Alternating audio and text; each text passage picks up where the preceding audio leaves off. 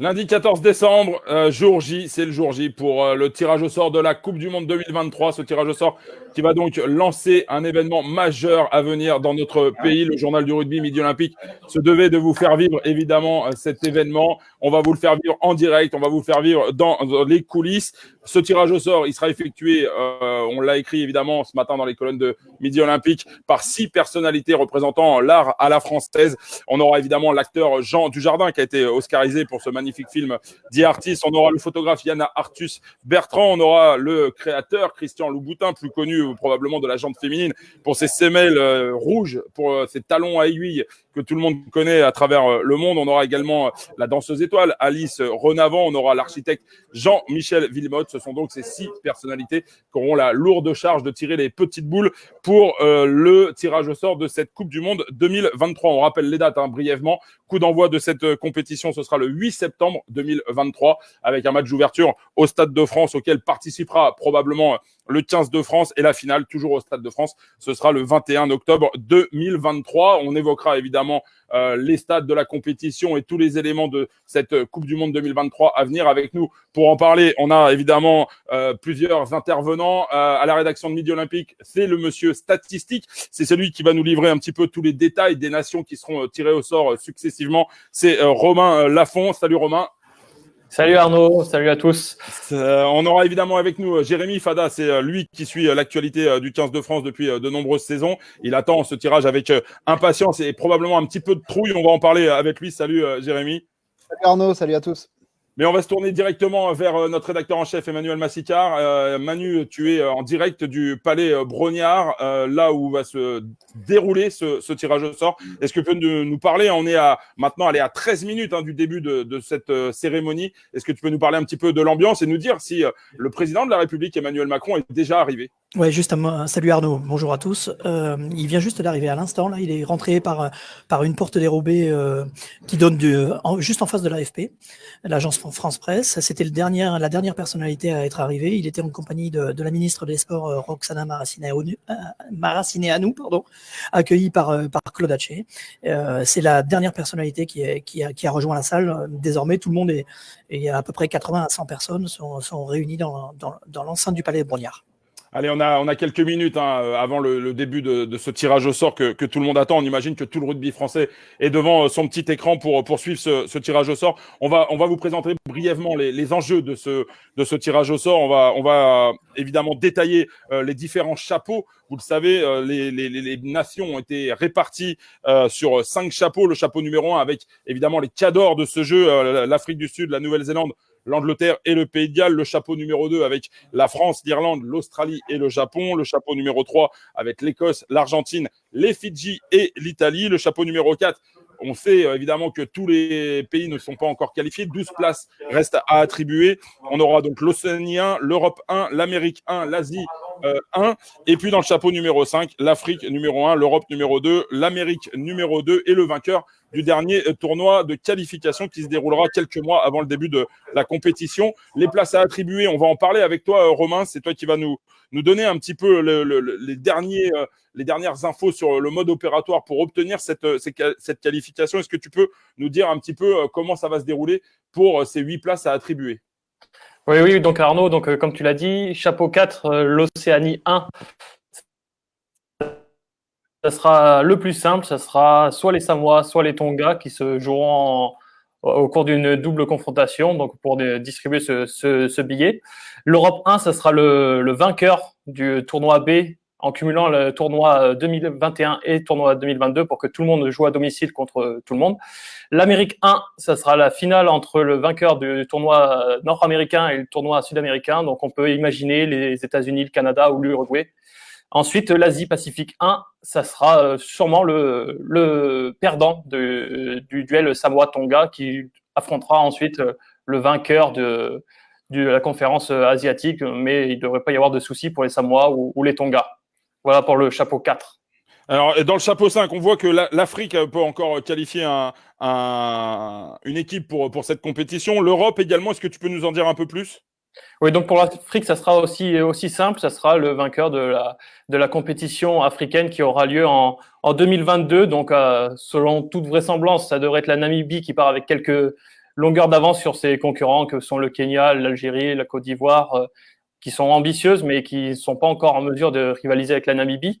Ensuite, l'Europe 2, ça sera tout simplement le deuxième derrière celui qui sera qualifié dans le chapeau 4. Ça sera le deuxième sur les compétitions 2021 et 2022. L'Amérique 2, ça risque d'être, ça serait sûrement le finaliste entre l'Amérique Nord et l'Amérique Sud. Donc, l'équipe qui a perdu entre les États-Unis, le Canada et l'Uruguay. Ensuite, le vainqueur du tournoi de qualification. C'est un peu plus complexe. Il y aura 4 équipes qui s'affronteront en novembre 2022, comme ça avait été le cas à Marseille, on s'en souvient, avant la Coupe du Monde 2019. Ouais, exactement, tout à fait. On va parler évidemment aussi de l'équipe de France, hein, Jérémy, cette équipe de France qui ravit ses supporters depuis le début de cette année. On le rappelle, seulement 2 défaites. C'était maintenant, il y a une dizaine de jours, à Twickenham, face à l'Angleterre pour cette finale de l'Autumn Cup. Et puis, une autre défaite, c'était au printemps, évidemment, face à l'Écosse. Une défaite qui a empêché le 15 de France de réaliser le Grand Chelem. Alors, on va en parler, Jérémy, évidemment. Alors, ça fait pas forcément polémique, mais il y a une question qui se pose. L'équipe de France aujourd'hui est placée dans le chapeau numéro 2, hein, on l'a dit, en compagnie de l'Irlande, l'Australie et le Japon. Or, elle figure aujourd'hui au classement mondial de l'IRB à la 4e place. Elle aurait donc pu prétendre, évidemment, à figurer dans le premier chapeau et éviter l'un des gros morceaux lors de ce tirage au sort. Est-ce que tu peux nous dire pourquoi elle ne figure pas justement dans ce chapeau numéro 1 ? Voilà, bon, il y a plusieurs choses à analyser.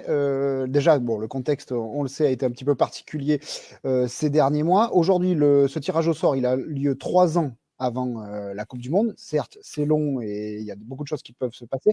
Et face à toute cette situation, le classement a été arrêté au 31 décembre dernier pour figurer dans les chapeaux différents, ce qui explique pourquoi la France aujourd'hui est dans le chapeau 2, alors qu'aujourd'hui elle est 4e nation mondiale, et pourquoi, si on prend un exemple, le Pays de Galles figure dans le chapeau 1, alors qu'aujourd'hui les Gallois, après une année 2020 très décevante, sont 9e mondiaux.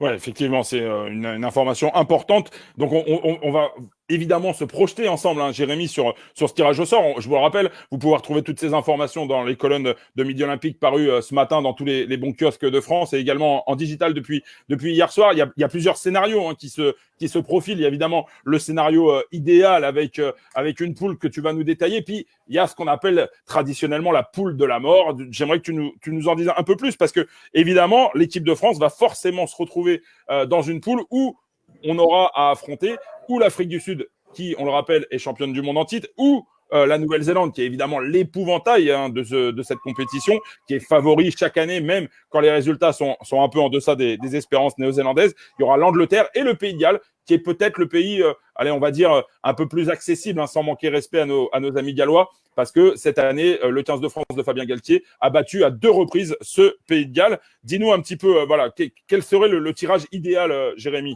Déjà, on va s'arrêter, on va pas parler des chapeaux 4 et 5 pour le tirage idéal, on a compris que c'est encore un petit peu complexe. En s'arrêtant sur les chapeaux 1 et 3, effectivement, pour le chapeau 1, le tirage idéal, il est évident, c'est le Pays de Galles. Pourquoi ? Parce que cette équipe, effectivement, on les a battus à 2 reprises durant l'année 2020.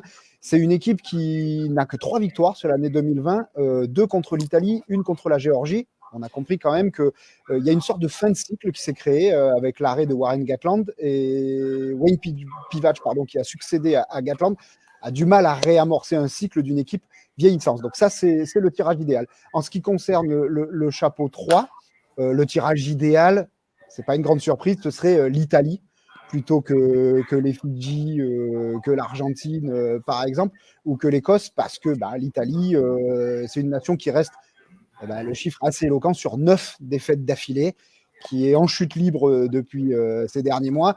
Et c'est une équipe qui nous réussit généralement bien. On se rappelle notamment qu'à la Coupe du Monde 2015, la France avait gagné de manière assez confortable contre l'Italie. Alors, on va revenir un petit peu avec toi aussi, Romain, parce que là, Jérémy nous a développé notamment les tirages idéaux ou les pires tirages avec les chapeaux 1 et 3. Mais dans le chapeau 4, tu le rappelais tout à l'heure, l'Océanien, ça peut être le Tonga ou les Samoans, qui sont quand même des équipes pas drôles à jouer. On le rappelle, Romain, en 2011, l'équipe de France avait perdu à Wellington lors du dernier match de poule face au Tonga. Et la probabilité d'affronter une de ces 2 équipes est quand même assez forte. Oui, tout à fait, Arnaud. Je pense que l'Océanie 1 et du coup l'Asie-Pacifique 1 qui pourrait être le perdant de ce match. Donc, soit le Samoa, soit les Tonga, sont les pires tirages au niveau du chapeau 4. Après, en ce qui concerne les deux autres équipes, soit l'Amérique 1, donc une équipe américaine, canadienne ou uruguayenne. Et sinon, l'Europe 1, la Géorgie paraît quand même en dessous. On l'a vu sur la dernière Autumn Nation Cup où ils n'ont gagné aucun match. Paraissent en dessous des Samoa et des Tonga. Je vais me tourner vers toi. Pardon, je vais me tourner vers toi, Emmanuel, parce que le moment du début de la cérémonie approche. On est à moins de 5 minutes maintenant, messieurs, du début de cette cérémonie. Est-ce que tu peux nous dire, Emmanuel, comment va se dérouler un petit peu cette cérémonie? On sait que c'est notre consoeur Louise Etlan qui va présenter la cérémonie. Est-ce que tu peux nous en dire un peu plus? Est-ce que en interne, voilà, est-ce qu'on sent de l'effervescence? Est-ce que les internationaux français, est-ce que Fabien Galtier est arrivé également sur place? Oui, il est là depuis ce matin, il est arrivé vers 11h. J'étais avec lui dans l'avion pour tout vous dire et on a échangé autour des performances de l'équipe de France cet automne. Forcément, c'est plein de regrets sur les performances, même si parce qu'il aurait tout simplement pu gagner déjà un premier titre. Il y a également Raphaël Ibanez qui est présent, Romain Ntamak, Antoine Dupont et le capitaine, évidemment Charles Olivon qui est présent à leur côté. Il y a tout l'aéroport du rugby français qui est présent, vous l'avez dit tout à l'heure, Arnaud, tu l'as dit. Beaucoup de presse classique sur un événement comme ça. On sent vraiment qu'il y a quelque chose. Fabien, il était pressé ce matin dans l'avion, il était pressé de savoir à quelle sauce il allait être mangé. Et plein d'ambitions, plein d'envie, mais il avait hâte de savoir. Alors, une petite question qui se pose, hein, évidemment. On a lu les déclarations d'un certain nombre d'observateurs du rugby mondial. Je pense notamment à Sébastien Chabal, qui lui rêve d'un match d'ouverture entre la France et la Nouvelle-Zélande. Est-ce que, par exemple, Fabien Galtier serait prêt à affronter la Nouvelle-Zélande, Emmanuel, le 8 septembre 2023 en match d'ouverture de ce mondial en France? Il n'a pas abordé le sujet. Il sait très bien on le sait tous que la Nouvelle-Zélande est une nation à part dans sa carrière. Mais forcément, je pense qu'aujourd'hui, il a plutôt envie d'attendre la finale pour les retrouver. Alors, Jérémy, une question aussi, c'est Claude Hatché qui disait hier dans les colonnes de la Dépêche du Midi, qui disait que finalement, affronter la Nouvelle-Zélande en match d'ouverture, ce serait peut-être pas une mauvaise chose parce que au moins on aurait la certitude de ne pas les retrouver, les Néo-Zélandais, avant la finale. Alors, c'est vrai, il y a déjà ce facteur-là. Et puis, c'est peut-être anecdotique, mais moi, j'ai envie de vous rappeler quand même que cette équipe de France, elle est composée aussi de beaucoup de jeunes joueurs qui sont champions du monde avec les moins de 20. Et ces moins de 20-là, en 2018, ils sont devenus champions du monde. Ils ont battu les Baby Black et ils les ont très bien battus en demi-finale de cette Coupe du Monde. Donc, cette génération-là, elle n'a pas peur de la Nouvelle-Zélande. Et c'est peut-être quelque chose qui change par rapport aux années précédentes. Est-ce que pour voilà, on a tous le souvenir, je pense, de cette Coupe du Monde 2007 avec ce match d'ouverture qui avait été une catastrophe pour le rugby français avec cette défaite face à l'Argentine, des Pumas menés par, on se souvient de Augustine Pichot, Juan Martín Hernández, Nani Corletto, voilà une génération assez exceptionnelle du rugby argentin. Est-ce que le traumatisme ne serait pas un peu trop fort, Jérémy, par rapport à ce souvenir?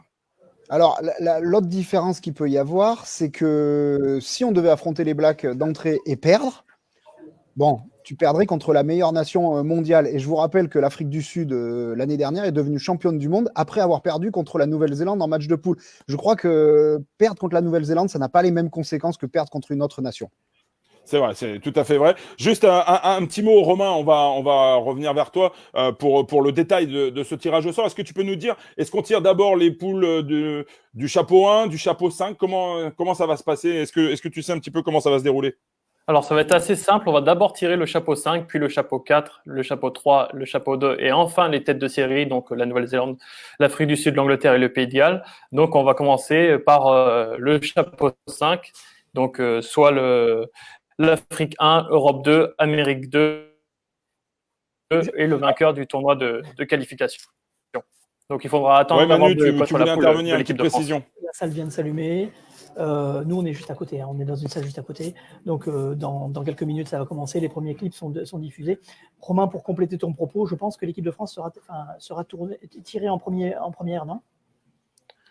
Au nom de la nation. Nous, les informations qu'on avait, c'était d'abord du chapeau 5 au chapeau 1. Donc, voilà.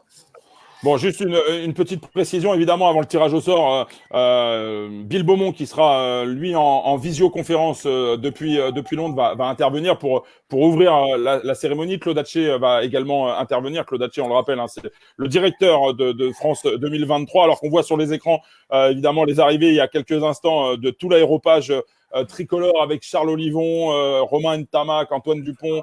On voit également Sébastien Chaval qui arrive, qui est ambassadeur de cette Coupe du Monde 2023, alors qu'il était un des acteurs majeurs de la Coupe du Monde 2007. Un petit mot, Emmanuel. On sait combien l'organisation de ce mondial en France est important pour le rugby français. Il est important pour tout le microcosme du rugby français. Est-ce que tu peux nous dire un petit peu comment Midi Olympique va s'attacher à suivre un petit peu cet événement majeur, notamment sur les prochaines années? On va suivre évidemment l'équipe de France, et quel dispositif sera mis en place pour le suivi de cette compétition?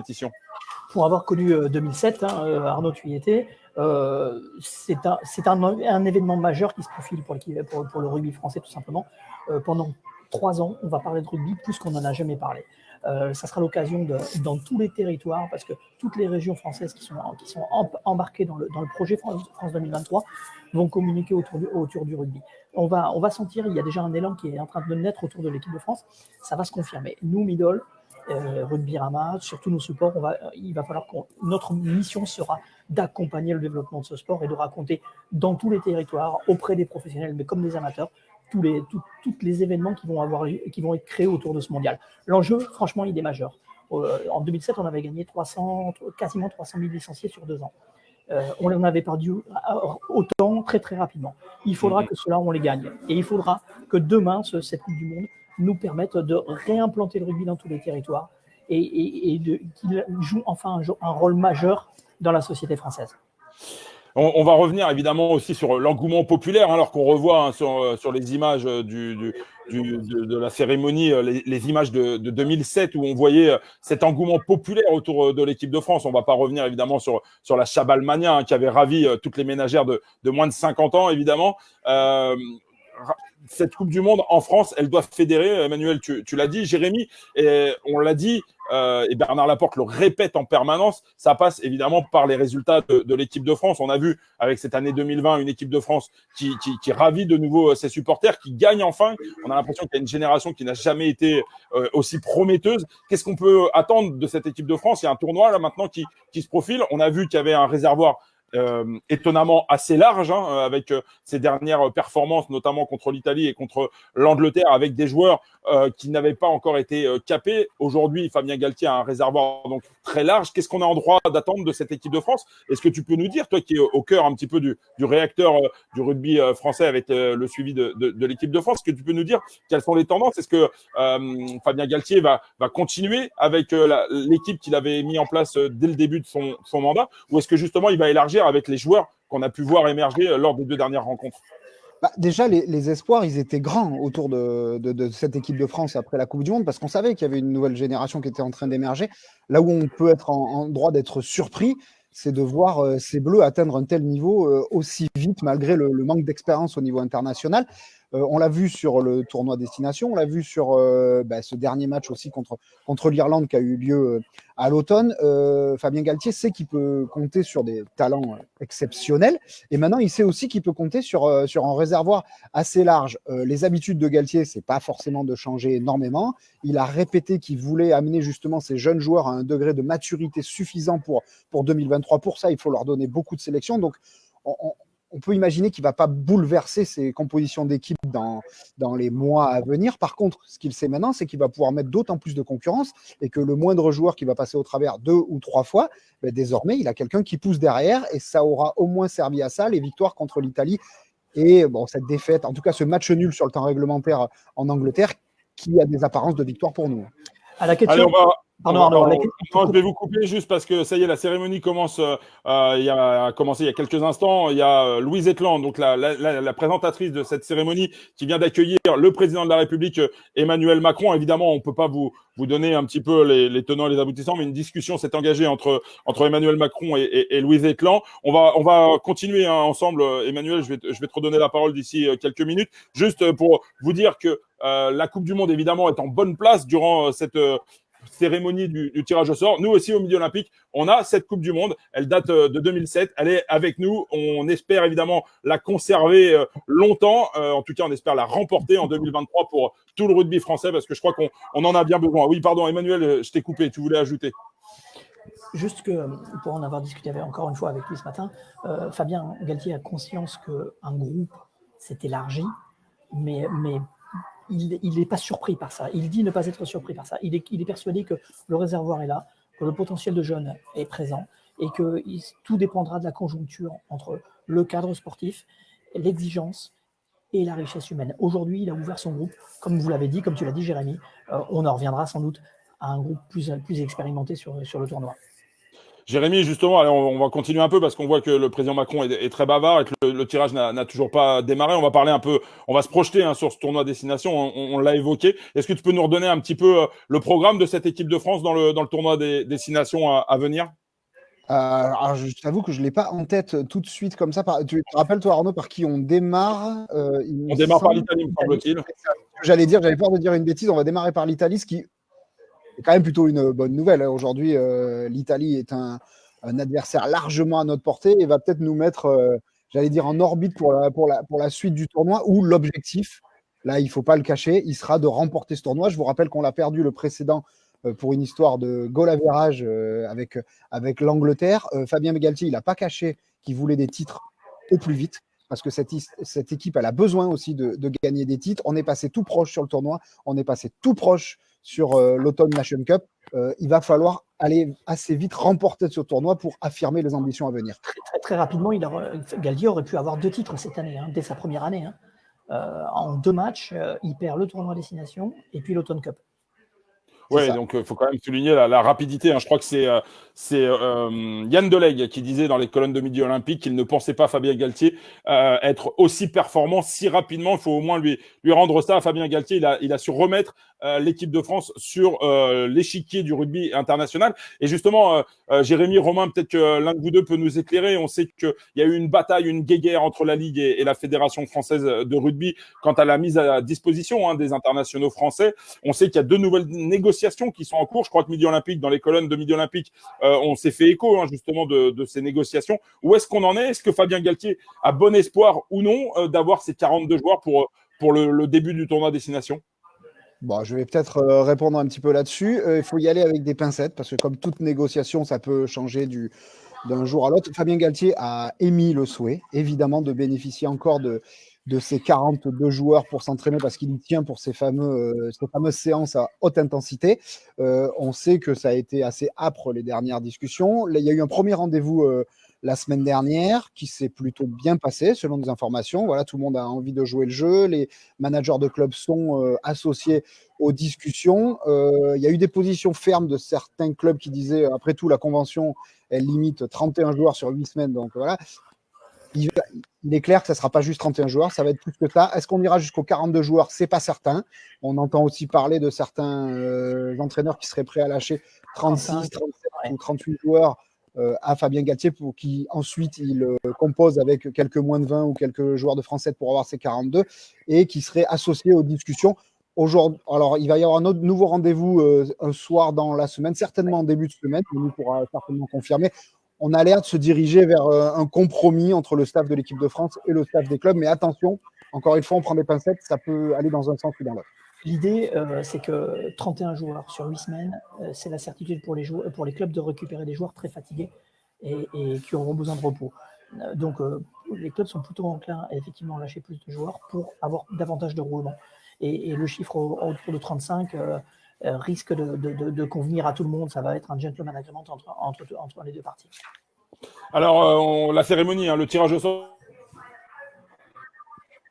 fait l'honneur au rugby français de venir participer et soutenir cet événement qui aura lieu, donc on le rappelle, du 8 septembre 2023 au 21 octobre 2023, est très bavard. Il continue donc à échanger avec Louis Etlan. Donc le tirage au sort n'a toujours pas débuté. Je vais me tourner vers toi, Romain. Je ne sais pas si vous avez les retours de votre côté du message qui est transmis par Emmanuel Macron, mais on a quand même le sentiment que dans une période qui est relativement troublée, on a le sentiment que la présence d'Emmanuel Macron Macron, Romain, lors de ce tirage au sort de la Coupe du Monde, est un message fort, un message clair aussi en direction du sport et du rugby français. Oui, tout à fait, Arnaud. Surtout vu la situation sanitaire française actuellement et même mondiale, c'est un signe fort que fait le président Macron de venir à ce tirage au sort au Palais Brognard. Donc, c'est vraiment une belle marque de reconnaissance de la part de l'État de venir auprès du rugby et de son équipe de France. Alors, pour vous dire un petit peu ce qui se passe au Palais Brognard, là, on a maintenant le président de World Rugby, Bill Beaumont, hein, qui est depuis Londres, qui délivre son message d'ouverture de la cérémonie. Donc, on a encore quelques instants, messieurs, pour disserter. J'aimerais qu'on parle, évidemment, messieurs, de ce match, de ce potentiel match d'ouverture face à la Nouvelle-Zélande. Alors, certains en rêvent, certains en font des cauchemars, hein, évidemment. J'aimerais qu'on parle un petit peu des performances de la Nouvelle-Zélande ces derniers temps. On sait qu'il y a un nouveau sélectionneur, Stevenson, a laissé sa place à Ian Foster.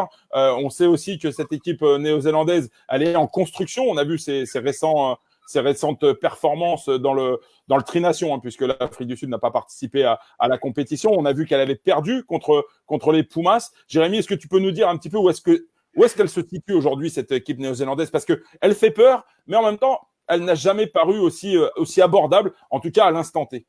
Non, mais c'est très vrai. Aujourd'hui, c'est un des paradoxes du rugby mondial, c'est que c'est une interrogation. On ne sait pas exactement où en sont les All Blacks. Déjà, il faut rappeler qu'ils ont vécu un traumatisme lors du dernier mondial, hein, avec cette défaite en demi-finale contre l'Angleterre. Le dernier Rugby Championship, donc le Tri-Nation, vu qu'il n'y avait pas l'Afrique du Sud. Or, certes, la Nouvelle-Zélande l'a gagné à l'arrivée, mais l'a gagné de manière très compliquée, avec cette défaite contre l'Argentine qui est très marquante. Voir les Pumas capables de dominer les All Blacks, c'est pas quelque chose auquel on s'attendait. Et effectivement, il nous paraît que la Nouvelle-Zélande, si ce n'est en construction, en tout cas en reconstruction, avec aussi pas mal d'essais, hein, depuis la Coupe du Monde, Munga en 10 pour décaler Barrett en 15, donc ça porte pas tout le temps ses fruits. Aujourd'hui, elle ne paraît pas aussi souveraine qu'elle l'a été par le passé, la Nouvelle-Zélande. Alors, vous le savez, on est en direct sur rugbyrama.fr, mais on est aussi en direct sur un Facebook Live, donc sur la page Facebook de Rugbyrama. Donc, surtout, si vous avez des questions, vous n'hésitez pas, vous nous les transmettez. On essaiera d'y répondre dans la mesure du possible. Jérémy, qui suit au quotidien l'équipe de France, Romain, qui est le monsieur statistique de la rédaction, et Emmanuel, qui est en direct du Palais Brognard, essaieront d'y répondre. Je me ferai le relais de vos questions. Donc, n'hésitez pas, toutes les questions que vous avez à nous poser, on essaiera d'y répondre en direct. Alors, Bill Beaumont, lui aussi, est très bavard, hein, donc le tirage au sort n'a toujours pas débuté. On va continuer à disserter, hein, messieurs, autour de ce tirage de la Coupe du Monde, parce qu'on parle beaucoup, évidemment, de ce France All Black, potentiel France All Black en match d'ouverture, si toutefois les deux équipes se retrouvaient dans la même poule. Et tout le monde dit il faut éviter la Nouvelle-Zélande, mais j'ai envie de rappeler quand même à tout le monde que le champion du monde en titre, c'est l'Afrique du Sud. Est-ce qu'on ne sous-estime pas finalement un petit peu cette équipe sud-africaine qui avait quand même, j'allais dire, étalé son talent au mondial japonais, je dirais pas jusque-là, mais en tout cas, qui avait fait preuve de pragmatisme et qui avait pratiqué un rugby qui gagne. Est-ce que la Nouvelle-Zélande finalement n'est pas l'équipe à éviter? Parce qu'on regarde dans la presse française, dans les colonnes de Midi Olympique, partout, tout le monde a mis le pire tirage serait d'avoir les Blacks. Mais est-ce que le pire tirage, ce ne serait pas d'avoir l'Afrique du Sud finalement? Jérémy? Alors, là, j'allais dire que la Nouvelle-Zélande est une interrogation. L'Afrique du Sud, c'est encore plus vrai, parce que l'Afrique du Sud, depuis son titre mondial, depuis cette finale victorieuse contre l'Angleterre, elle n'a tout simplement pas rejoué. Donc, savoir aujourd'hui, un an après, où en sont les Box, c'est difficile. Après, ce qui est évident, c'est que les Box, ils ont, j'allais dire, lancé une évolution de ce rugby, alors qui n'est peut-être pas le plus spectaculaire, c'est vrai pour nous, hein, beaucoup de ce qu'on appelle le kicking game, du jeu d'occupation, un rugby dans lequel finalement on n'a pas trop envie d'avoir le ballon, on veut le laisser beaucoup à l'adversaire et aller occuper, se nourrir des quelques ballons de récupération, un rugby où il faut être très solide sur les bases, et tout ce que je suis en train de dire, ça correspond parfaitement aux Springboks depuis déjà très longtemps, et ils l'ont montré sur la dernière Coupe du Monde. Alors évidemment que c'est un épouvantail énorme d'avoir l'Afrique du Sud dans la poule, mais j'allais dire que de manière générale, les Box, ils font quand même moins peur que les Blacks, parce que c'est une équipe qu'on bat, que tout le monde bat plus souvent, même si c'est rare, et que c'est peut-être le mythe All Black qui fait davantage peur que le mythe Springbok. On va revenir, hein, messieurs, sur les propos un petit peu du président de la République, Emmanuel Macron, qui a dit, c'est simple, tous les 12 ans, on est en finale, donc en 2023, il ne faut pas moins. Mais comme c'est à la maison, il faut absolument la ramener et il soutient évidemment le 15 de France. On sera tous derrière vous. Romain, est-ce que c'est pas beaucoup de pression pour une équipe de France dont on sait qu'elle est aujourd'hui quand même relativement jeune, relativement peu expérimentée? On se rappelle, hein, en 2007, notamment avec cet épisode, la fameuse lettre de Guy Moquet qui avait été lue par Clément Poitronneau, notamment avant le match d'ouverture face à l'Argentine. Est-ce que une Coupe du Monde disputée sur son sol, est-ce que c'est pas beaucoup de pression? On sait que cette Coupe du Monde, on en rêve depuis sa création, on ne l'a jamais remportée. Comment va faire cette équipe de France pour gérer cette pression, Romain? Ah oui, c'est sûr, ça va être très particulier pour ces jeunes Français qui jouent en équipe de France depuis quelques temps maintenant, mais on la croit capable de rivaliser avec les meilleures équipes, les équipes mondiales. Ça sera d'autant plus particulier que ça sera la première Coupe du Monde intégralement en France. En 2007, on se rappelle qu'on avait joué notre quart de finale contre les Blacks qui nous avaient réussi à Cardiff. Là, ça sera la première fois qu'elle sera intégralement en France. Qu'est-ce qu'on n'avait pas dit à l'époque? Qu'est-ce qu'on n'avait pas dit? Tout le monde était persuadé qu'on allait battre l'Argentine lors du match d'ouverture. Et après cette défaite, tout le monde savait que si nous étions qualifiés pour les quarts de finale, la Coupe du Monde organisée en France, eh ben, le 15 de France allait jouer ce quart de finale à Cardiff. Bon, l'histoire est belle puisqu'elle s'était imposée, cette équipe de France, mais je crois que Manu, tu t'en souviens bien. Ah, on a un petit souci avec le micro d'Emmanuel, on l'entend plus. Ouais, pardon, Donc, j'avais coupé. ça va mieux. Il y a du bruit, c'est pour ça. J'avais la chance d'y être pour Midol et je peux vous dire que Ah, on a un petit problème j'ose espérer et je veux croire qu'on a appris de nos erreurs et que le staff, Ibanez, Galtier, ne commettra pas les mêmes erreurs qu'en 2007 et qu'il accompagnera les joueurs, quel que soit l'adversaire, sur des conditions différentes et une préparation différente pour, dédramatiser l'événement et deux, libérer les joueurs. Tu es en train de nous dire qu'on ne demandera pas à Antoine Dupont de lire la lettre de Guy Moquet à la veille de l'ouverture. Il y a peu de chance. Et Raphaël Ibanez, c'est de quoi il peut témoigner. Allez, le moment approche. Hein. Claude Haché est sur la scène du Palais Brognard. Il est en plein échange avec Louise Etlan. Il présente un petit peu la façon dont sera procédé le tirage au sort de cette Coupe du Monde 2023. Romain, tu m'excuses, hein, je t'ai coupé. On revient sur cette pression de disputer une Coupe du Monde en France pour une jeune génération. On ironise un petit peu autour de cette fameuse lettre de Guy Moquet qui avait tant fait jaser à l'époque, mais on a le sentiment quand même que cette équipe de France, même si elle est jeune, même si elle est expérimentée, elle a une très grande maturité. Jérémy l'a rappelé, elle a derrière elle notamment des titres de champion du monde de moins de 20 hein, en 2019 et en 2018. C'est une force, je crois, pour cette jeune génération. Oui, tout à fait. On l'a vu déjà capable de gagner au Millennium où on n'avait plus gagné depuis quelques années. Donc, on a vu qu'il a été capable de très belles choses. Là, les encore plus jeunes ont rivalisé à Twickenham contre le vice-champion du monde. Donc, cette équipe de France est capable de belles choses. On espère qu'à domicile, elle va continuer de briller. Et j'apporterai une petite précision. Emmanuel avait raison. C'est bien la France qui va être tirée en première. Et après, on passera au chapeau 5. Si je peux me permettre juste un truc, pour avoir suivi à l'époque en 2018 cette Coupe du Monde pour Midi Olympique, la Coupe du Monde des moins de 20 ans, et pour aussi suivre de mon côté l'actualité du Stade Toulousain, je côtoie quand même d'assez près cette génération-là. Et je vous assure d'un truc, ça m'a toujours marqué, c'est que cette génération, il n'y a rien qui l'atteint. Ils ont une forme d'insouciance et de confiance en eux qui font qu'aujourd'hui, ils ne la ressentent pas, cette pression. Et c'est vraiment très marquant par rapport aux générations précédentes. Et moi, je crois qu'ils vont pas ressentir tant que ça le poids d'une Coupe du Monde à domicile.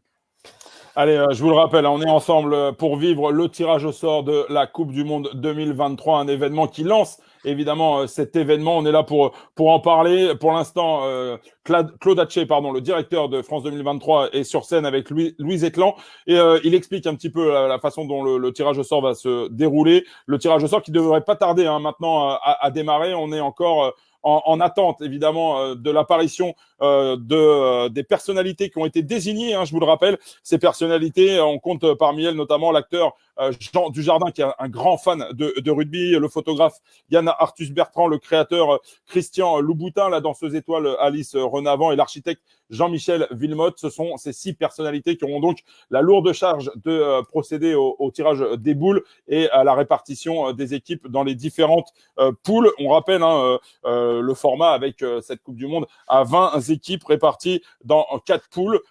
Ces 5 chapeaux, on va les rappeler très brièvement. Romain, est-ce que tu peux nous redonner les différents chapeaux avec le chapeau numéro 1, le chapeau numéro 2, le chapeau numéro 3 essentiellement?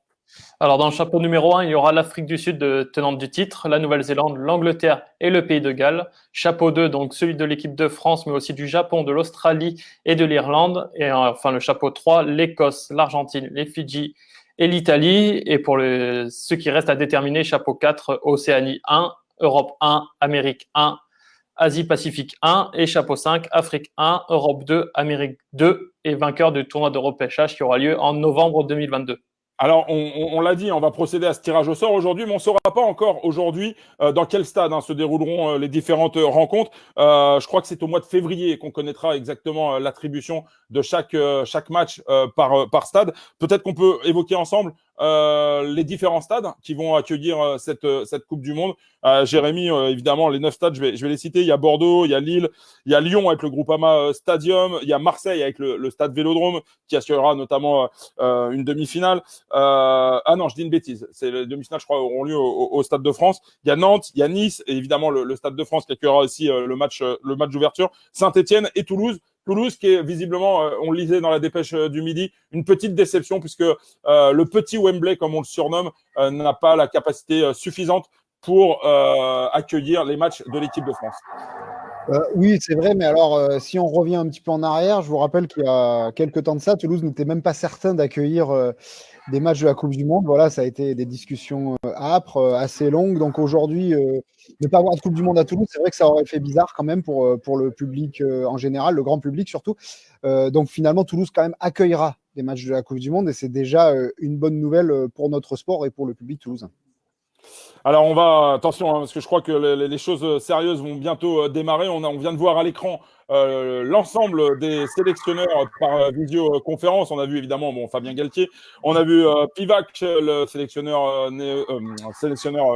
gallois, pardon. On a vu Mario Ledesma, le sélectionneur des Pumas. Ils avaient l'air très très tendus, ces sélectionneurs. Est-ce qu'on peut imaginer, Emmanuel, je sais pas comment tu as perçu Fabien Galtier ce matin, mais est-ce que tu as senti de la tension? Est-ce que tu as senti de la nervosité chez notre sélectionneur national? Oui, il y a une vraie attente. Ouais. Il y a une vraie attente. Il y a vraiment quelque chose. Il blaguait en disant ouais, je sais pas où j'ai mis ma cravate, mais il y avait il essayait de détendre un petit peu l'atmosphère, tu vois, comme on le connaît. Mais il y a une vraie attente. Il avait envie de savoir. C'est vraiment un tournant dans l'histoire de son équipe. La liaison de est pas. France, et il a vraiment envie de savoir.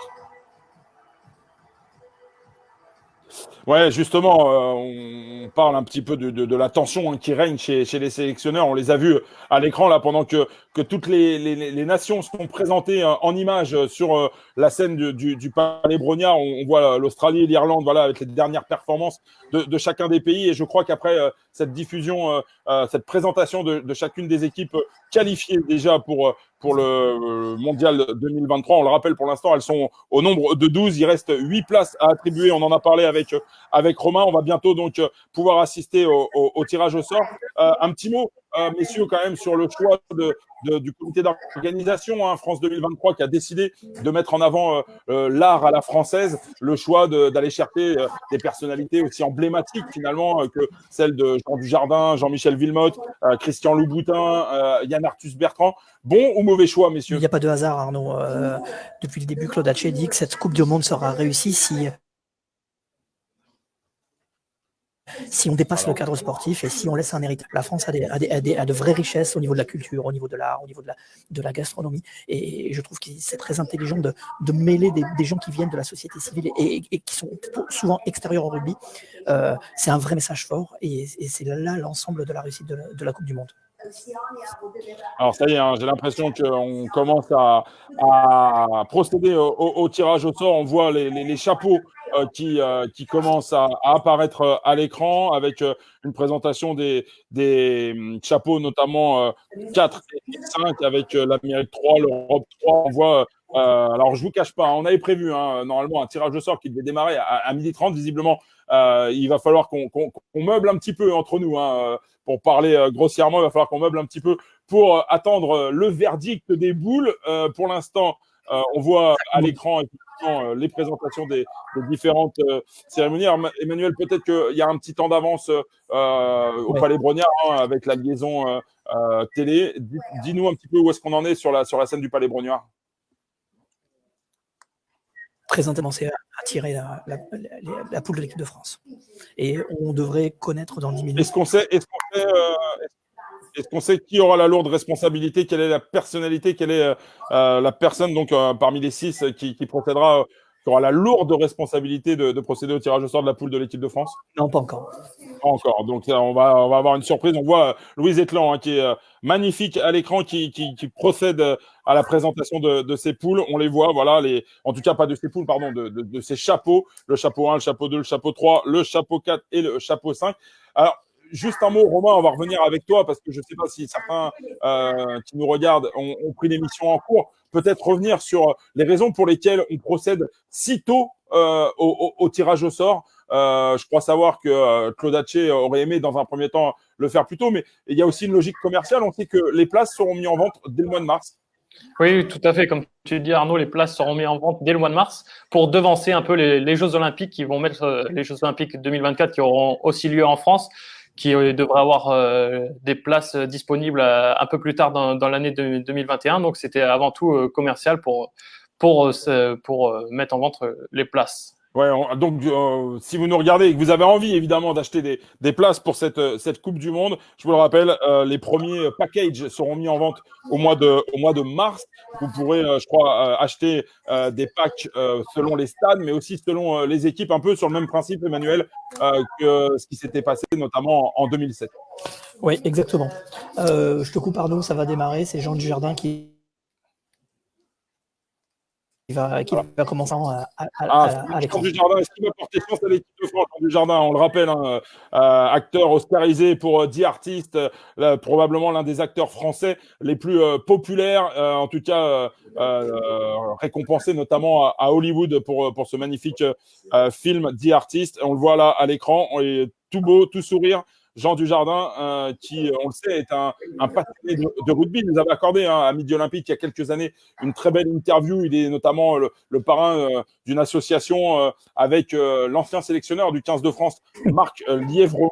Jean Dujardin, donc là, qui échange avec Louise Etlan et qui va procéder dans quelques instants. Est-ce que Jean Dujardin peut porter chance, Jérémy, à ce 15 de France? Allez, on sait qu'il est passionné. Alors, là, je ne peux pas appeler à tes compétences journalistiques, mais plutôt à tes compétences Madame Irma, on va dire. Espérons-le, en tout cas, on compte sur lui. Effectivement, c'est plutôt quand même sympa le clin d'œil d'avoir choisi une telle personnalité qui a un vrai rapport avec le rugby. Vous savez, des fois, sur ce genre de personnalité, on les invente un peu les rapports. En l'occurrence, c'est un vrai amoureux du ballon ovale et c'est pour ça que c'est un bon choix. Alors maintenant, s'il pouvait nous porter chance et aller se mouiller un peu et nous tirer l'Italie et le Pays de Galles, ce serait pas mal. Merci, Jean.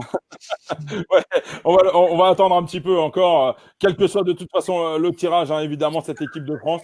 Comme l'a dit le sélectionneur Bernard Laporte dans une interview parue dans Midi Olympique, quelle que soit la composition de la poule, pour être champion du monde, il faut battre toutes les équipes. Je vois que Louise Etlan s'apprête à prendre à laisser la main à Jean Dujardin. Sa main est plongée dans l'urne. Il va en tirer une boule. Les lumières se sont éteintes. C'est le suspense le plus total. On aperçoit je crois que c'est Yann Pivac, le sélectionneur gallois, qui apparaît juste derrière Jean Dujardin, qui est très très tendu. Jean Dujardin qui vient de tirer la poule A. Donc l'équipe de France sera dans la poule A. Donc autant vous dire que pour l'instant, on n'est pas beaucoup plus avancé, Jérémy. Non, là, Madame Irma, on a bien besoin d'elle.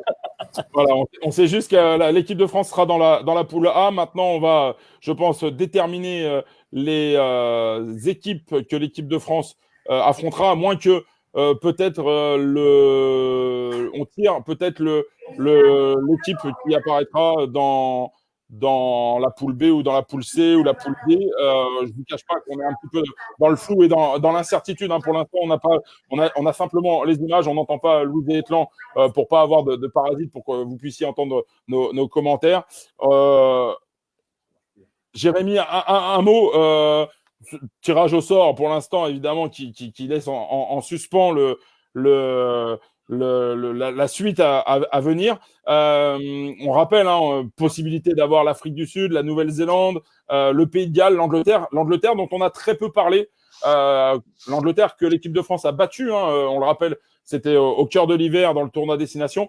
Et puis, il y a eu cette dernière confrontation en finale de la Coupe d'automne avec un match assez dantesque, hein, pour ces jeunes tricolores. Bah, j'ai envie de dire que l'Angleterre, c'est le tirage qui ne serait ni bon ni mauvais, dans le sens où l'Angleterre est une bête de compétition, vice-championne du monde en titre, vainqueur de l'Autumn Nation Cup.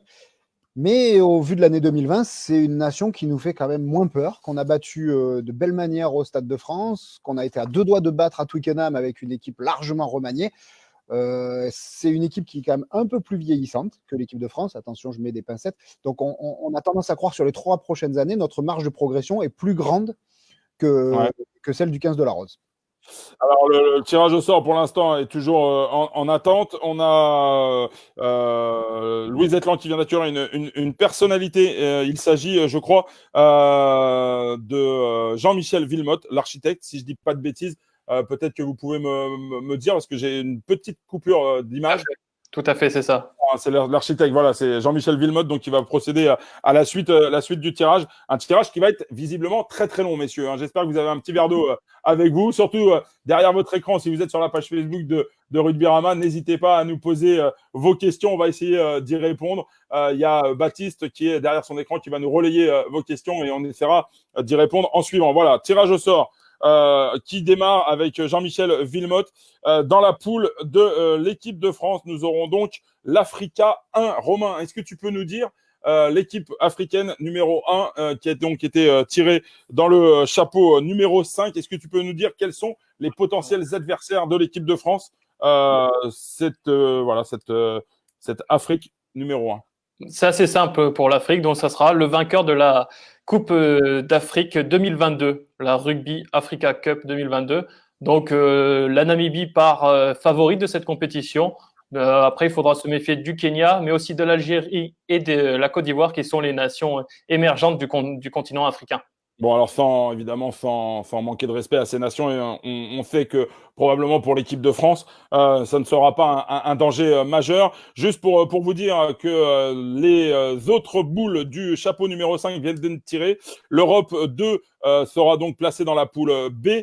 On a également le vainqueur du tournoi qualificatif qui a été placé, je crois, dans la poule 3 et dans la poule 4, on aura l'Europe numéro 2, alors que Louis Etlan accueille sur le plateau le photographe, le célèbre photographe Yann Arthus Bertrand, qui va donc procéder au tirage au sort des équipes du chapeau numéro 4, si je ne m'abuse. Romain, peut-être juste un petit mot par rapport au tirage de cette équipe africaine qui sera placée dans la poule de l'équipe de France. On a parlé du Kenya, on a parlé de l'Algérie. Quel est le niveau aujourd'hui globalement de ces équipes-là?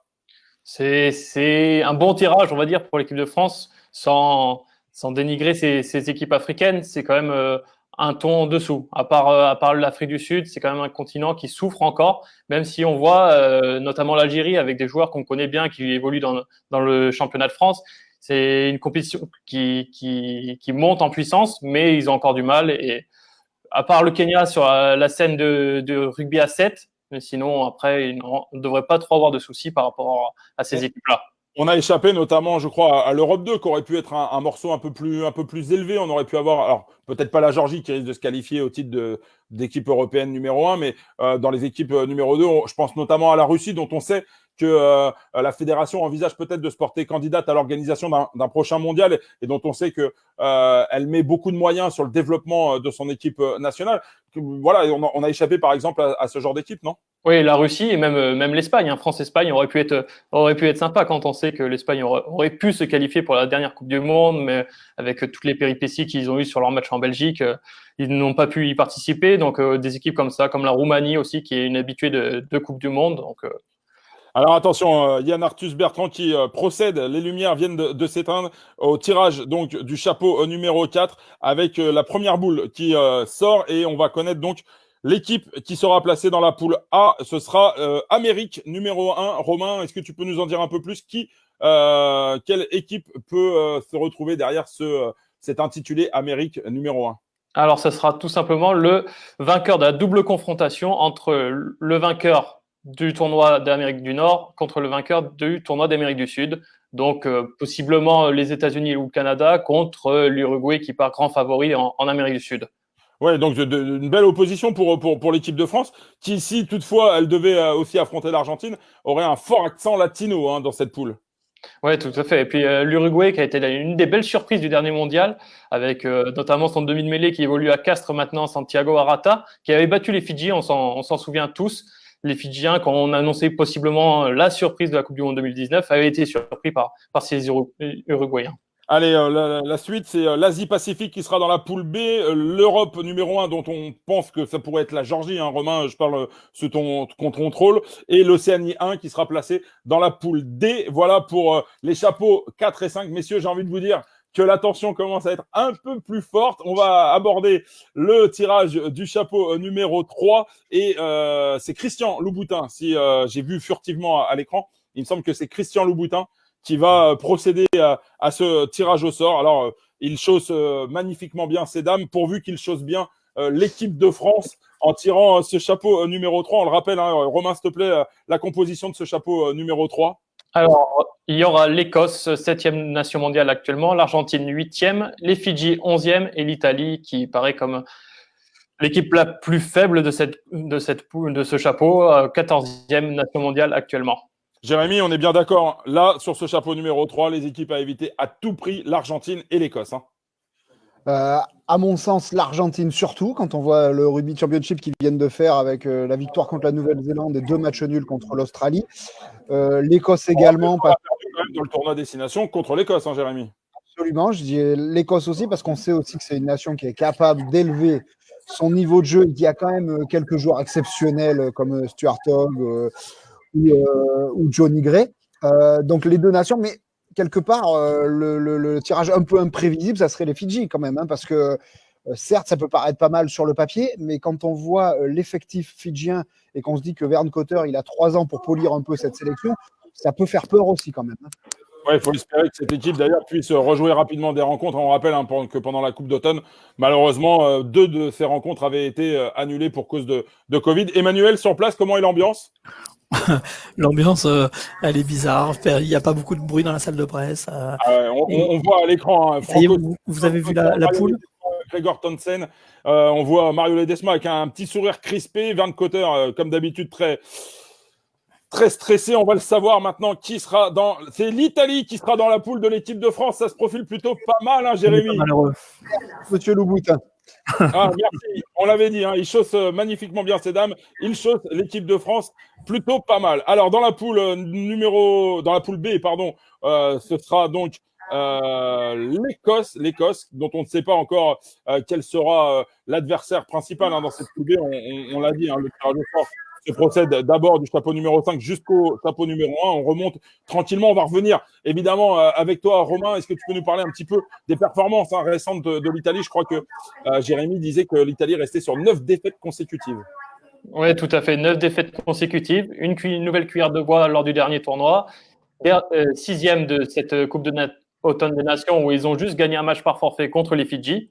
Et puis, ce sera la deuxième fois qu'on jouera l'Italie en Coupe du Monde. La première fois, c'était en 2015 avec une victoire de la France, il me semble, 32 à 10. Une victoire assez facile, mais qui avait auguré une suite un peu plus, un peu plus délicate. Alors, on va rentrer encore un peu plus, messieurs, hein, dans le vif du sujet. On va accueillir une danseuse étoile, une petite douceur hein, dans ce monde de brut du rugby mondial, avec Alice Renavant, donc qui est danseuse étoile à l'Opéra de Paris et qui va procéder au tirage au sort du chapeau numéro 2. Alors, dans ce chapeau numéro 2, on le rappelle, hein, il ne reste que 2 boules, puisque l'équipe de France a été tirée dès le début pour être placée dans la poule A. Dans ce chapeau numéro 2, on aura donc l'Irlande, l'Australie et le Japon qui seront répartis dans les poules B, C et D. Ça ne concerne pour l'instant pas, hein, Jérémy, l'équipe de France. Non, mais ça va être intéressant de voir avec qui l'Écosse, l'Argentine et les Fidji vont se retrouver parce que concrètement, ça va être les premiers beaux duels de cette Coupe du Monde. Ouais, on va voir ça. Alice Renavant qui est tout avec un grand sourire, évidemment. Je ne sais pas si elle mesure la responsabilité hein, qui est la sienne à l'instant de tirer ses boules. Juste un petit mot, puisqu'on parle de l'Italie, on va rendre un hommage quand même à ce capitaine emblématique, Sergio Parisse. Est-ce que vous avez des informations, messieurs? On dit que Sergio Parisse pourrait profiter peut-être du prochain tournoi à destination pour éventuellement enfin organiser son jubilé. On le rappelle, son jubilé qui avait été annulé, c'était au mondial au Japon à cause de Agibis, ce fameux typhon qui avait contraint à l'annulation de plusieurs rencontres, dont le dernier match aussi de l'équipe de France face à l'Angleterre. Est-ce que Sergio Parisse pourrait disputer dans le prochain tournoi de destination éventuellement plusieurs rencontres? Alors, est-ce qu'il le peut? Oui. Est-ce qu'il le souhaite? Visiblement, oui aussi. Donc, par rapport à l'immense joueur qu'il est et à la trace qu'il aura laissée quand même dans l'histoire de cette Squadra Azzurra, franchement, en tant qu'amoureux du rugby, on espère tous que le grand Sergio Parisse aura l'occasion de tirer. Voilà. Messieurs, je vous coupe. Hein. On a l'Irlande qui vient d'être placée dans la poule B, tirage au sort, avec un duel celte hein, déjà dans cette poule B, Irlande-Écosse qui s'annonce quand même explosif. Et les Fidji qui seront dans la poule C face à l'Australie. L'Australie qui vient d'être tirée au sort par Alice Renavant. Australie-Fidji, on se rappelle quand même dans cette Coupe du Monde 2019 au Japon qui avait été un des plus beaux matchs de cette Coupe du Monde. Hein. Exactement. Je crois que Romain c'est un match que tu avais apprécié, hein, il me semble.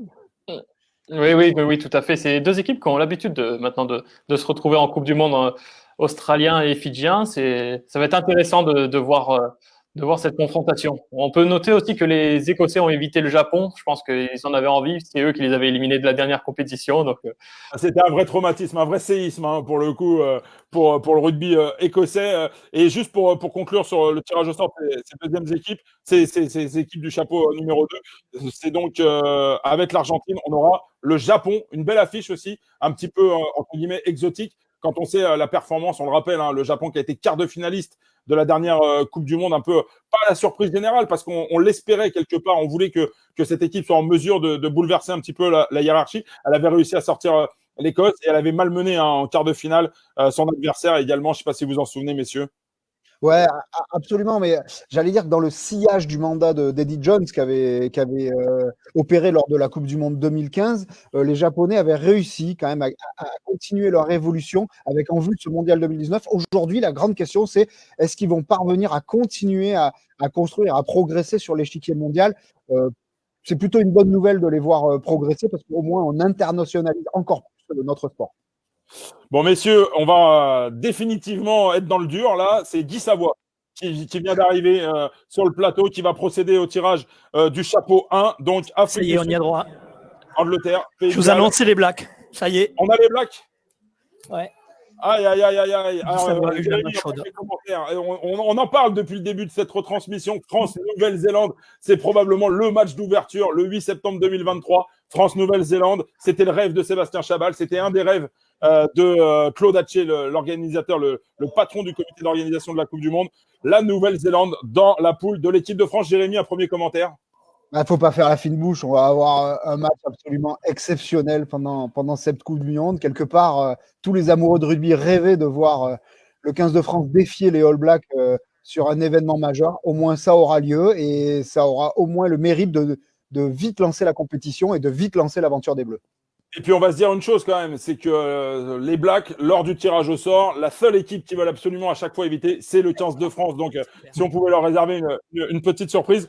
La poule B vient d'être tirée au sort avec l'Irlande et l'Écosse, l'Afrique du Sud, messieurs. Ça va être une poule aussi quand même assez relevée, l'Afrique du Sud, donc championne du monde en titre. La poule suivante, c'est la poule C, et on aura avec l'Australie encore une fois le Pays de Galles, qui est deux équipes qui se retrouvent, Romain, je crois, assez fréquemment ensemble. Ah oui, tout à fait. C'était déjà le cas lors de la dernière Coupe du Monde.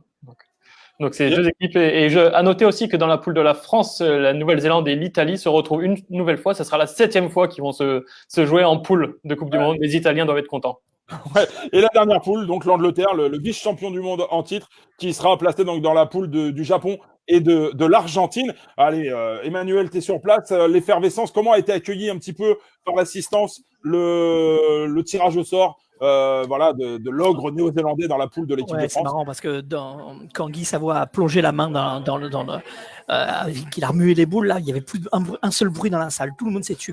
Et dès qu'on on a vu, il n'avait pas encore tourné la boule, on a vu 2 mots. Moi, j'ai vu sur l'écran 2 mots, New Zealand. Et là, tu n'as plus de doute. En fait, tout le monde est content. Ouais, Jérémy a raison, il ne faut pas faire la fine bouche. C'est la promesse d'une Coupe du Monde exceptionnelle d'entrée de jeu. Et de toute manière, plus que les matchs de poule, il faudra bien négocier la phase finale, quart, demi-finale. Et c'est cette série de 3 matchs qu'il faudra. Ouais. On a un petit souci de connexion. On espère que vous entendez bien Emmanuel en direct du Palais Brognard, mais pour l'instant, on a un peu perdu la connexion. De toute façon, Emmanuel, on va te laisser. Je crois que tu vas partir en zone mixte pour recueillir un maximum de réactions. On espère évidemment avoir la réaction du sélectionneur Fabien Galtier ou peut-être du demi-mêlée Antoine Dupont. Romain, un petit mot. Je ne sais pas si tu avais eu le temps de préparer ça, mais France-Nouvelle-Zélande en Coupe du Monde, c'est quand même une très très longue histoire. On se rappelle 87, finale France-Nouvelle-Zélande. On se rappelle tous de 99 et ce magnifique exploit du rugby français qui avait terrassé l'ogre néo-zélandais. C'était à Twickenham en demi-finale de ce mondial 99. On se rappelle de 2007. On se rappelle évidemment aussi de 2011 avec cette triste fin. Voilà. Pardon ? Et on se rappelle un peu moins de 2015. Non, mais on ne va pas en parler d'ailleurs de 2015. On va rester le plus positif possible. Romain, est-ce que tu peux nous faire un petit bilan de ces confrontations France-Nouvelle-Zélande en Coupe du Monde ? Ça sera la 8e fois, le 8e affrontement France-Nouvelle-Zélande en Coupe du Monde. Pour le moment, bilan des Bleus, 2 victoires. Donc, à chaque fois en phase finale, en quart de finale, donc en 2007, et en demi-finale, on s'en souvient tous, avec le regretté Christophe Dominici, 1999. Et il faut savoir que la Nouvelle-Zélande est la seule équipe qui n'a pas perdu un match de poule encore dans l'histoire de la Coupe du Monde. Ils en sont à 31 sur 31. On espère que ça va changer si on veut s'offrir un bon quart de finale. Jérémy, alors on imagine tous que ce match d'ouverture de la Coupe du Monde sera forcément le France-Nouvelle-Zélande. Est-ce qu'on pouvait rêver finalement plus belle affiche pour démarrer une telle compétition? On sait que le challenge sportif sera extrêmement difficile, mais on sait aussi que sur le plan populaire, on ne pouvait pas rêver mieux. Ah, mais c'est ce que je disais tout à l'heure, pour lancer une telle compétition, évidemment que les organisateurs sont ravis. Lancer France-Nouvelle-Zélande, vous imaginez les 3 prochaines années, on va quand même pouvoir communiquer auprès du grand public sur une affiche de rêve. Et puis, il ne faut pas oublier que maintenant, Fabien Galtier et son staff, ils sont prévenus, ils le savent, les 3 prochaines années, on va pouvoir aussi construire en sachant que l'événement majeur, le prochain événement majeur pour leur équipe, ce sera face à ce qui se fait de mieux au monde. Et puis, tout à l'heure, je l'ai évoqué aussi, ne pas oublier que les Springboks, l'année dernière, ont perdu contre la Nouvelle-Zélande en poule. Ça n'a pas empêché d'être champion du monde à Cheslin Colby et ses partenaires. Donc, finalement, est-ce que ce n'est pas la meilleure nouvelle qui puisse arriver? On est en droit de se poser la question. Alors, Romain, juste une question. On a quand même l'impression qu'il y a un vrai déséquilibre dans cette poule avec la présence de l'Italie qui, tu le soulignais à juste titre tout à l'heure, peine à obtenir des résultats probants sur la scène internationale. On a le sentiment que voilà, l'équipe de France a peu de crainte de disparaître dès le premier tour, mais elle a un rendez-vous majeur parce qu'elle va lancer cette compétition. On se souvient tous de 2007 et de ce traumatisme avec cette défaite contre les Pumas. Comment elle va gérer cet aspect-là, Romain ? Oui, oui, c'est sûr que là, si on perd contre les Blacks, il faudra tout gagner derrière. Mais on l'a vu avec l'Afrique du Sud, Jérémy avait tout à fait raison. L'Afrique du Sud a perdu son premier match contre les Blacks l'an dernier et ça les a pas empêchés de remporter le titre après. Il faut savoir que la Nouvelle-Zélande, c'est une équipe qu'on devrait retrouver à l'automne prochain si le calendrier est validé et si l'épidémie de coronavirus est désormais loin de nous. Mais c'est une équipe qu'on pourrait retrouver à l'automne 2021 après un test contre l'Argentine, il me semble. Donc on aura un premier aperçu de ce que vaut cette équipe de France face à ces Blacks-là. Jérémy, tu voulais intervenir? Ouais, parce que c'est intéressant que Romain parle éventuellement de ce duel face à la Nouvelle-Zélande dès l'année prochaine, en 2021, parce que ce qui nous manque aujourd'hui, après une année 2020 magnifique, hein, on a parlé de ces 7 victoires, de ces quasi-victoires dans le tournoi, quasi-victoire à l'Automne Nation Cup, mais il nous manque encore de nous mesurer aux équipes de l'hémisphère sud. Et on attend ça avec impatience pour vraiment mesurer définitivement la progression de ce 15 de France. Alors, on le voit, hein, la cérémonie est en train de se terminer. Sur scène, Sébastien Chabal a fait son apparition. Le président également, le président de j'allais dire de la République, le président de la Fédération française de rugby, Bernard Laporte, qui a été ministre des Sports il y a quelques années sous la présidence du président Nicolas Sarkozy, sont sur scène. On les a vus beaucoup sourire, beaucoup rigoler. On a le sentiment que finalement, quitte à vouloir gagner cette Coupe du Monde, autant démarrer par les Blacks et au moins on saura où on en est. On sait quand même que voilà, le chemin est encore long hein, jusqu'à 2023. L'équipe de France, pour reprendre l'expression chère à Fabien Galtier, c'est la flèche du temps, si je ne m'abuse. Voilà, elle est encore longue. Donc, il a encore du temps pour préparer. Il y aura ce tournoi. Romain l'a rappelé, l'équipe de France affrontera à l'automne 2021, on l'espère tous, dans un contexte sanitaire bien meilleur que celui d'aujourd'hui. Elle affrontera donc la Nouvelle-Zélande. Juste un mot encore, messieurs. On va parler un petit peu des autres poules, avec cette poule quand même, où il y a l'Irlande, l'Écosse et l'Afrique du Sud, si je ne m'abuse. C'est une poule extrêmement relevée. Ça veut dire que forcément, une de ces 3 équipes passera à la trappe avant les quarts de finale. Aujourd'hui, ça semble être la poule la plus ouverte. En tout cas, l'Afrique du Sud part logiquement avec l'étiquette de favorite, ne serait-ce que par son titre de championne du monde. L'Irlande semble avoir quand même un temps d'avance également sur l'Écosse. Mais bon, on en parlait tout à l'heure. Attention à ce 15 du Chardon qui a quelques talents supérieurs. Hein. J'ai cité les 2 joueurs qui évoluent à Exeter, le champion d'Europe en titre, et c'est pas anodin. Johnny Gray et Stuart Hogg. Donc, l'Écosse, un peu comme nous, ils vont avoir 3 ans aussi pour se préparer. Et si ce n'est viser l'Afrique du Sud, au moins avoir l'ambition d'écarter l'Irlande pour être en phase finale, parce qu'ils auraient bien besoin de retrouver les phases finales de la Coupe du Monde. Ouais. Romain, on parle un petit peu de la poule, notamment la poule D. Je l'ai plus sous les yeux, mais l'Argentine, le Japon et l'Angleterre, c'est pareil, une poule quand même assez indécise. Alors, il y a plein d'incertitudes, évidemment, puisque le Japon, lui non plus, n'a pas rejoué depuis son quart de finale de Coupe du Monde. C'était en octobre 2019. On a le sentiment qu'avec la progression du Japon, là aussi, les cartes seront difficiles à distribuer. Ouais, tout à fait. À noter que l'Angleterre va retrouver l'Argentine avec qui ils étaient et avec qui nous étions en poule en 2019. Ça sera une bonne opposition. Et j'ajouterai même l'Océanie 1 dans cette poule. Donc, soit les Tonga, soit les Samoa. Ça promet aussi une poule assez ouverte, comme tu l'as dit, avec le Japon qui n'en finit plus de surprendre et de ravir tous les fans japonais. Et on pense notamment à Kotaro Matsushima qui ne fait que briller en top 14 et sur la scène européenne désormais. Face à l'Angleterre, face à l'Argentine, face au Tonga ou au Samoa, ça promet quand même de beaux matchs dans cette poule D. Ouais, alors la poule C, j'essaie de me la remémorer parce que j'ai pas évidemment les poules sous les yeux. J'ai pas eu le temps de noter. On est en direct, hein, on vous cache rien. Peut-être que vous allez pouvoir m'aider, messieurs. Alors, ce sera Pays de Galles, Australie, Fidji, Europe 1, donc probablement la Géorgie, une nouvelle fois contre les Fidji. Ça ressemble vraiment à la poule 2019. Hein. Pays de Galles, Australie, Fidji, Géorgie, c'était déjà dans la même poule en 2019. Et le vainqueur du tournoi final. Ouais. Est-ce que, selon vous, est-ce que c'est la poule la plus relevée, justement, Pays de Galles, Australie? Peut-être pas la plus relevée, mais en tout cas la plus indécise?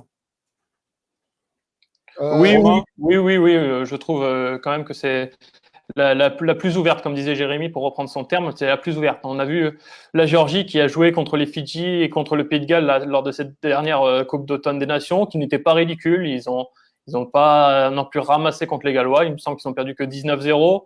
Ils ont accroché les Fidji. On sait que la Géorgie, avec tous ces joueurs qui jouent en top 14 et notamment cette jeune charnière qui évolue à Brive, peut surprendre, pourquoi pas en 2023. Ouais. Jérémy? Ce qui est notable, c'est que sur cette poule-là, on a vraiment très peu de certitudes. Ce qu'on disait, les Gallois sont en chute libre depuis un an.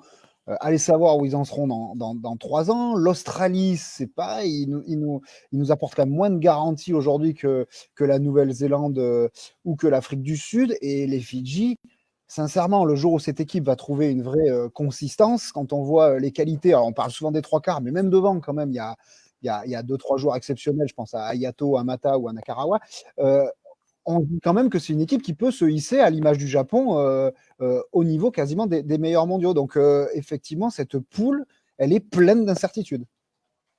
Ouais, c'est aussi le fait de voir un certain nombre d'équipes progresser. Je pense évidemment au Japon, au Fidji, à la Géorgie, qui rapportent encore un peu plus d'incertitude à cette compétition. On voit sur les images Antoine Dupont, malgré son masque, il a le sourire. Je pense que lui qui vient d'être élu meilleur joueur du tournoi des 6 nations avait probablement envie de se frotter à cette équipe néo-zélandaise. On va continuer à disserter ensemble. On est encore ensemble, messieurs, pour quelques instants. On va attendre d'avoir des nouvelles de notre envoyé spécial sur place, Emmanuel Massicard, afin d'obtenir peut-être la réaction d'Antoine Dupont, de Fabien Galtier, de Charles Olivon ou peut-être de Romain Ntamak qui sont sur place, qui ont assisté au tirage au sort au Palais Brognard en direct. Les quatre têtes d'affiche entre guillemets de cette équipe de France qui s'est révélée ces dernières semaines, ces derniers mois avec à la baguette Fabien Galtier. On va continuer à parler de cette équipe de France.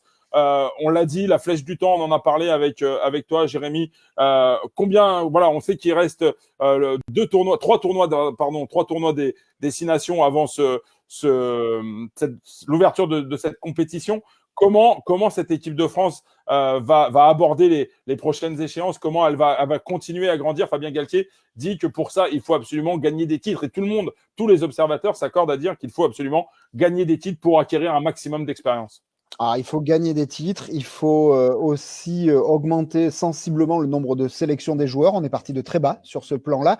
Et par contre, là où le 15 de France a gagné du temps, c'est en connaissant quand même peu de blessures. On a remis souvent le même 15 de départ. C'est beaucoup plus facile à faire dans la victoire, je te l'accorde, Arnaud. Mais il n'empêche, cette équipe, elle a gagné un vécu collectif ces derniers mois qui est énorme et qui l'a amené plus vite que prévu jusqu'au niveau des meilleures nations mondiales. Et ce que je voudrais dire aussi sur l'élargissement du groupe auquel on a fait référence tout à l'heure, c'est qu'une Coupe du Monde, c'est évidemment un 15 de départ performant, mais c'est aussi une trentaine de joueurs performants parce que notamment la phase de poule, c'est une gestion d'effectifs avec des matchs des fois tous les 4 ou 5 jours où il faut absolument faire tourner.